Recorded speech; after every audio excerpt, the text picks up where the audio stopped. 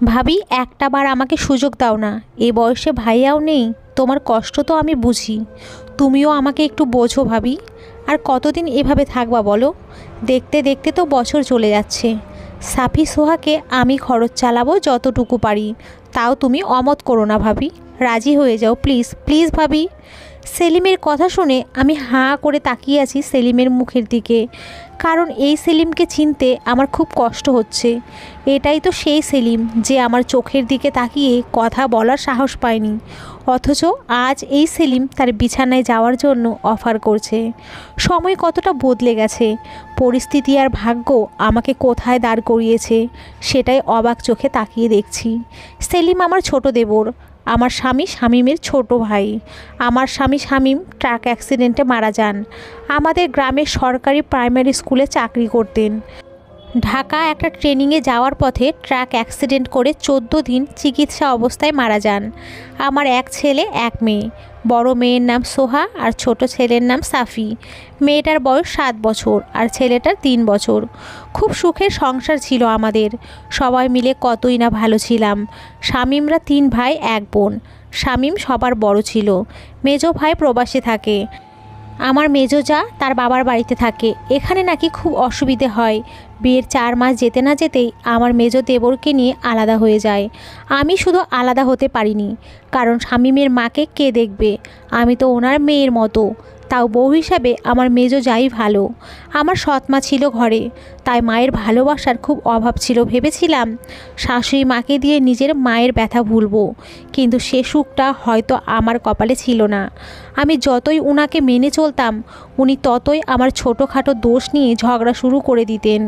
এই ঝগড়া নিয়ে শামীম কয়েকবার আমার উপরে হাত তুলেছে, তাও প্রতিবাদ করতে যেতে পারিনি, কারণ আমি নারী, মুখ দিয়ে বললে আমার অধিকারের অভাব নাই। কিন্তু পুরুষতান্ত্রিক সমাজে আমরা নারীরাই দোষী। কার নামে কোথায় বিচার দিব? দিন শেষে এই পরিবার নিয়েই তো আমাকে থাকতে হবে। তাই কখনো প্রতিবাদ করেছি, আবার কখনো করিনি। সব মিলিয়ে আলহামদুলিল্লাহ ভালোই ছিলাম, কিন্তু সবার কপালে সব সুখ হয় না। হয়তো আমার ক্ষেত্রেও তাই হয়েছে। সেলিম আমার সাথে চোখ তুলে কথা বলতে পারেনি ওর ভাইয়ের ভয়ে।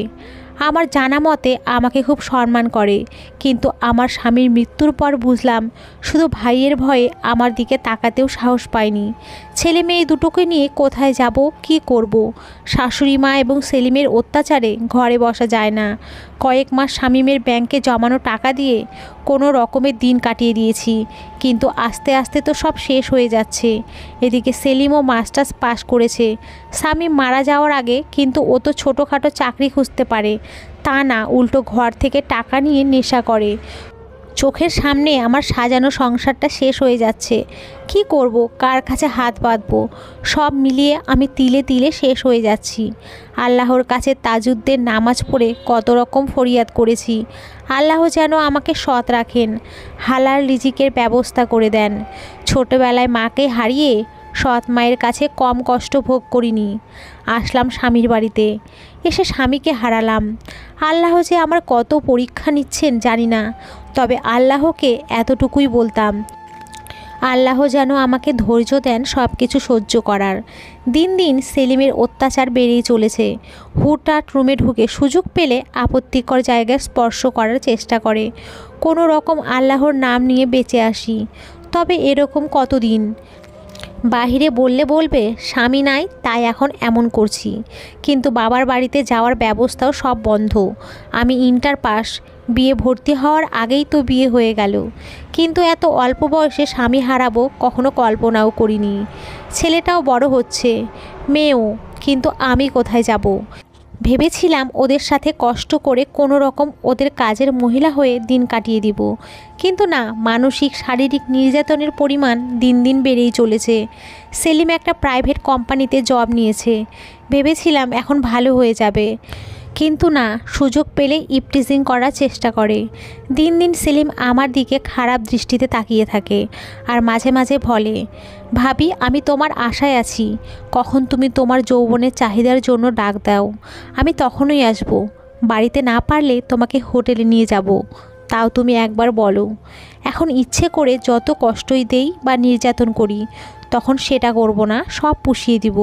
তুমি একবার রাজি হও। প্রতি উত্তরে বলেছিলাম, তোমার ভাই কিন্তু কথায় কথায় বলতেন আমি তোমার বোনের মতো, আর আমি তোমাকে ছোট ভাইয়ের মতোই দেখেছি। শামীম আমার হাত টেনে দুহাত এক জায়গায় করে বলল, আমি কখনো তোমাকে বোন ভাবিনি, বরং তোমাকে নিয়ে স্বপ্ন দেখেছি। শুধু ভাইয়ের ভয়ে তোমার দিকে ভালো করে তাকাতে বা কথা বলার সাহস পাইনি। হাতটা ছাড়ো সেলিম, আমার ছেলে মেয়ে দেখবে। দেখুক ওরা, দেখলে সমস্যা কি? চাচা আর মা তো প্রেমই করছে। হাতটা জোর করে ছাড়িয়ে গালে একটা থাপ্পড় দিয়ে বললাম, আজ যদি সোহার বাবা বেঁচে থাকতেন তাহলে শরীরের চামড়া এক জায়গায় থাকতো না। আরে যা যা, স্বামী মরার পরও তেজ কমেনি। আমিও দেখে নিব তুই কিভাবে এই বাড়িতে থাকিস। খুব অসহায় লেগেছে সেদিন, যেদিন আমার ছেলে পরীক্ষার ফিস দেওয়ার জন্য কতবার টাকা চেয়েছে। প্রতিবার সেলিম বলেছে, তোর মায়ের কাছে গিয়ে জিজ্ঞেস কর তোর মা আমার কথায় রাজি কিনা। যদি রাজি হয় তাহলে তোর অনেক টাকা দিব চকলেট খাওয়ার জন্য। সাফি এসে আমাকে আমতা আমতা করে সব বলল। আমি কিছু না পেয়ে সাফিকে জড়িয়ে ধরে কান্না করলাম। সাফিকে খেতে দিয়ে অজু করে 2 রাকাত নফল নামাজ পড়ে আল্লাহর কাছে চোখের শত ফোঁটা পানি ফেলে বললাম, আমার এতিম ছেলে মেয়ের উছিলায় আমাকে এই বিপদ থেকে উদ্ধার করতে। কান্না করতে করতে জায়নামাজে ঘুমিয়ে পড়েছিলাম। সংসারটা এখন সেলিমের টাকা দিয়ে চলে। শাশুড়ি মা কত কথাই না বলে, আমরা সব টাকা ফুরিয়ে ফেলেছি ওনার ছেলের টাকা দিয়ে, অথচ ওনার মেয়ে জামাই নিয়ে 2-3 মাসের আগে যেত না। ওনারা তো ছিলেনই, সেলিমের পড়াশোনার খরচ সবই তো শামীম দিয়েছে। তখন তো মনে হয়নি এক ছেলের কাছে এত মানুষ, এখন আমরা 3 জনকে খাওয়াতে এত কথা, তাও শুধু ভাত। আমি সব কাজ শেষে কাঁথা সেলাই করে আমার সন্তানদের পড়াশোনার খরচ চালিয়ে নিচ্ছি। যতটুকু পারি পড়ানোর চেষ্টা করব, কিন্তু শুধু ভাতের জন্য দুনিয়ার সব কাজ করি, তাও কারো মন পাই না। একদিন শহর থেকে এক আপা আসে আমার কাছে, নকশি কাঁথা সেলাই করে দিতে পারবো কি না। আমি আমার হাতের কাজের কয়েকটা কাঁথা দেখিয়ে বললাম, আর কোনো ডিজাইন থাকলে করে দিতে পারবো, সমস্যা নাই। উনি বলেছেন, আপাতত 2টা করে দাও, তারপর বাকিগুলো নিব। হাতে 1000 টাকা দিয়ে বললেন, এটা তোমার অগ্রিম। টাকা নেওয়ার সময় আরও কিছু টাকা দিয়ে যাব, পারলে সপ্তাহ 10 দিনের ভিতরেই দিয়ে দিও। ফোন নাম্বার দিয়ে গেছেন। লজ্জা তখনই লেগেছে, আমার শাশুড়ির জন্য কোনো কিছুই নাস্তা দিতে পারিনি। তবে ওনারা খুশি ছিলেন। আমার হাতে 1000 টাকা দেখে আমার সোহা সাফি কত যে খুশি হয়েছে। সেদিন আমার হাতে টাকা দেখে সেলিম অপবাদ দিয়েছে, ওর নাকি টাকা চুরি করেছি। মানুষ বাসায় নিয়ে এসে এমনি ডং করেছি। কতবার বলেছি টাকাটা আমার ইনকামের। তখন আমার শাশুড়ি মাও তখন সেলিমের সঙ্গে তাল দিয়েছিলেন। বাধ্য হয়ে সেলিম বলেছিল, এখনও সময় আছে, আমাকে একবার সুযোগ দিয়ে দেখ, না হলে বাড়ি থেকে বের করে দিব। কেন জানি না সেই দিন কথাটা শুনে এতটা ভয় হয়নি। মনে হয়েছে আমার কোথাও যাওয়ার জায়গা রয়েছে, শুধু একটু চেষ্টা করলেই পারবো। মনকে সাহস দিয়েছি। একদিনের ভিতরে বাজারে এসে ফোনের দোকান থেকে শহরের আপাকে ফোন দিয়ে সব কিছু খুলে বললাম। উনি বললে, তুমি ঢাকা গাজীপুরে চলে এসো, আমি তোমাকে আমার একটা গার্মেন্টসে জয়েন করিয়ে দিব। সেদিন রাতের ট্রেনে ঢাকায় চলে আসি ছেলে মেয়েকে নিয়ে। শুধু পুরান 2টা জামা কাপড় নিয়ে এসেছি, আর কিছুই নিয়ে আসিনি। সব কিছু রেখে আসছি, শুধু চুরি করে নিয়ে এসেছি পরিবারের ছবিটি, যেখানে শামীম, আমি এবং সেলিমও আমার শাশুড়ি আর ছেলে মেয়ে এক ক্যামেরায় বন্দি ছিলাম। খোঁজ নিয়ে শুনেছিলাম সেলিম আমার উপরে মিথ্যা অপবাদ দিয়েছে। আমি নাকি কোনো পুরুষের সাথে ঘরের টাকা পয়সা গয়না সব কিছু নিয়ে পালিয়ে এসেছি। গ্রামের সবাই জানে আমি দুশ্চরিত্রা, কলঙ্কি। ফোনের দোকানে এসে ফোন করে সব কিছু ঠিকঠাক করেছি। হয়তো কেউ কেউ বিশ্বাস করেছে, আবার কেউ করেনি। আলহামদুলিল্লাহ, এখন খুব ভালো আছি। গার্মেন্টসে জব করে 8 বছর কিছু টাকা জমিয়ে গ্রামের মধ্যে একটা বাড়ি বানিয়েছি। ছেলে আমার এসএসসি পরীক্ষা দিবে, আর মেয়েটা অনার্স ফাইনাল ইয়ারে। পড়াশোনার পাশাপাশি একটা জব করছে আমার সোহা। আর আমি গ্রামের মধ্যে নকশি কাঁথার এবং বিভিন্ন নকশাপুঁথির ব্যাগ, মালাসহ মহিলাদের নিয়ে কাজ করে শহরে বিক্রি করি। এবছর অনেক টাকা লাভ হয়েছে। শুনেছি সেলিম বিয়ে করেছিল একজন বিবাহিত মহিলাকে। পরকীয়ায় সেলিম হাতে নাতে ধরা পড়ে বাধ্য হয়ে মেয়েটাকে বিয়ে করেছে। ওর স্বামী পরকীয়ার জন্য মেয়েটাকে তালাক দিয়ে দেয় এবং মেয়েটা সেলিমকে বিয়ে করতে বাধ্য করে, যদিও সেলিমের ইচ্ছেই ছিল না বিয়ে করার। তাও করতে হয়েছে। শাশুড়ি মাও 2 বছর পর স্ট্রোক করেন। নতুন বউ যত্ন নেয়নি ঠিক মতো, ঔষধ দেয়নি, চিকিৎসার অভাবে বছর খানিকের ভিতরেই মারা যান।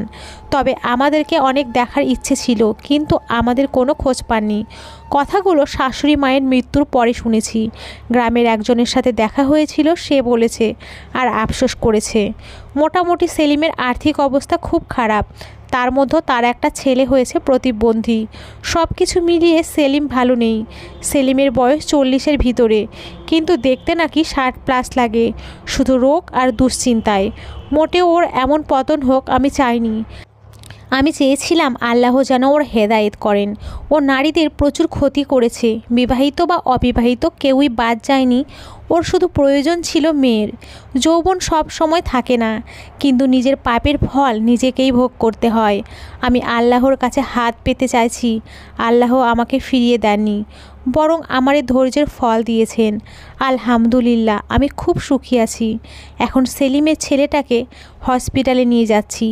যদি কিছু উন্নত চিকিৎসা করানো যায় তাহলে একটা জীবন নয়, 3টা জীবন বেঁচে যাবে। আমার যতটুকু আছে সবটুকু দিয়ে চেষ্টা করব। সেলিম ঢাকায় এসে আমার পায়ে ধরে ক্ষমা চেয়েছে। আমি বলেছি আমি অনেক আগেই ক্ষমা করে দিয়েছি। এখন আল্লাহর কাছে ক্ষমা চাও, আল্লাহ যেন ক্ষমা করে দেন। ছাদে গিয়ে আকাশ দেখছি, একটু আগেও মেঘে কালো অন্ধকার ছিল।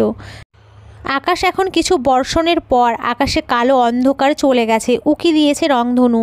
বৃষ্টি ভেজা দিনে ছাদে দাঁড়িয়ে আনমনে আকাশ দেখতে বেশ ভালোই লাগছে, মন্দ নয়। তবে আমার তুমিটা থাকলে হয়তো আর একটু বেশি ভালো লাগতো। আনমনে হাত ধরে বলতাম, আমি হেরে যাইনি, আমি দুশ্চরিত্রা বা কলঙ্কিনী হইনি, আমিও সমাজের একজন হতে পেরেছি। এটাই আমার জীবনের সবচেয়ে বড় প্রাপ্তি। সন্তানদের আদর্শ মা এবং স্বামীর সৎ স্ত্রী হতে পেরেছি।